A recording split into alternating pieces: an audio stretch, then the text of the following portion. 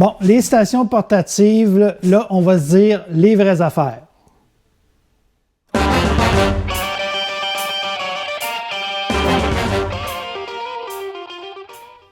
Salut tout le monde! Aujourd'hui, je vais mettre les choses au clair, en fait, en lien avec les stations d'énergie portatives. Donc, c'est de plus en plus vu comme le Saint Graal des systèmes.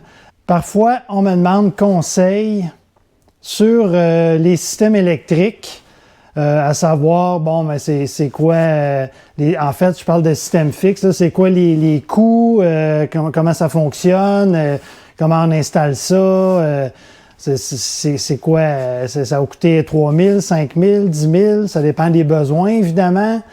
Donc, mais aussi, ce qui revient souvent, oui, mais j'ai vu une station portative, mettons, à 1 000 $ ou, tu sais, est-ce que ça peut faire l'affaire et tout ça? Donc, effectivement, c'est attrayant, puis c'est normal de considérer ça. En fait, ça semble moins compliqué. Et puis, ces systèmes-là, en fait, là, ils sont omniprésents sur les Internets. Et puis, parfois, ben, ça va faire l'affaire dans certaines circonstances, selon les besoins. Donc, c'est pas miraculeux. En fait, les stations portatives, c'est fait surtout pour fournir du 120 volts. Donc, quand vous voyez des vidéos avec des gens perdus dans la nature ou sur le bord d'une plage avec une station portative et puis ils branchent un air fryer là-dedans ou une plaque de cuisson électrique, ben oui, c'est cool, c'est super cool, puis ça sert à ça. Puis à part, par exemple, des téléphones qui peuvent être branchés dans l'appareil, ben, dans ces vidéos-là, évidemment, ben, ils ne montrent pas vraiment d'appareils DC ou à courant continu, comme des ventilateurs, des Webasto, des lumières, des pompes pour l'eau. Ils ne montrent pas ça, en fait. Ils ne montrent pas ces genres d'appareils-là branchés dedans parce qu'à la base, c'est pas conçu pour ça. Mais ils peuvent donner l'impression que c'est le cas. Donc, parfois, les gens, ben, ils vont penser, puis c'est très normal, puis c'est très correct, que ces appareils-là, portables, ils vont suffire à tout alimenter. Donc, c'est là qu'il y a de l'éducation à faire et puis il y a de l'information à donner, autre que juste ce qu'on voit là-dessus. En fait, par exemple, c'est pas toutes les stations portatives qui ont assez de courant DC pour alimenter des charges DC. Là, je parle encore de tout équipement qui fonctionne sur le 12 volts, des systèmes de chauffage, des climatiseurs 12 volts, des frigos, des fans. En fait, tout ce qu'il y a dans une grosse installation, là, j'appelle ça gros, mais en fait, une vanne, je parle pas des petites vannes et tout ça, là, ça peut faire l'affaire amplement. Mais ce qu'il faut savoir, c'est que parfois, il faut ajouter un module externe, puis ensuite ajouter un panneau de distribution.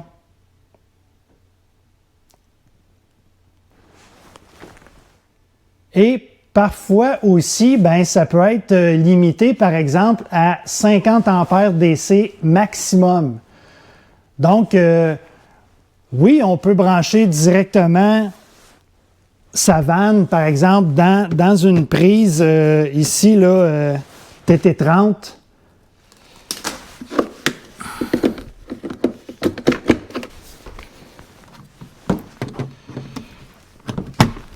Et voilà, c'est cool. Oui, on peut brancher notre vanne directement dans la station portative. Mais qu'est-ce qui arrive, mettons, il pleut? Est-ce que je laisse la station dehors à la pluie? Je sais pas. C'est ça, là. Oui, c'est pratique. Est-ce que ça va fournir assez d'énergie pendant longtemps? Parfois, oui. Ça peut dépendre aussi de l'utilisation. Si on fait fonctionner, par exemple, un climatiseur qui est sur le 120 volts, ça peut durer 1 heure, 2, 3, je sais pas. Mais ça dépend, là. Mais c'est pas miraculeux. Il y a aussi 3 façons de recharger les appareils portatifs, en fait, via une prise 120 volts. Donc, on fait juste brancher l'appareil dans une prise 120 volts pour recharger. Par contre, si vous voulez laisser la station fixe dans votre van, bien, ça se peut que vous ayez à installer une prise comme ça, ici, là, 120 volts, pour brancher, en fait, l'appareil pour ne pas passer une extension par la porte ou une fenêtre là, pour le recharger. Il y a aussi une recharge par l'alternateur qu'on peut faire. Donc ça aussi, c'est souvent un autre module qu'il faut acheter. Le filage qui se rend jusqu'en avant pour la batterie. Et il y a aussi, tu peux installer des panneaux solaires, soit portatifs ou fixes. Ça aussi, ça passe souvent par un autre module ou le même module que l'alternateur. Souvent, ça peut être combiné. Mais ça, c'est un ajout à l'appareil qui va venir se brancher dans le côté souvent. Bref, il faut laisser aussi considérer que ça prend de la place aussi. Donc, au final, ben c'est ça, c'est que souvent, les gens ne vont pas nécessairement considérer tout ce qui vient avec ça.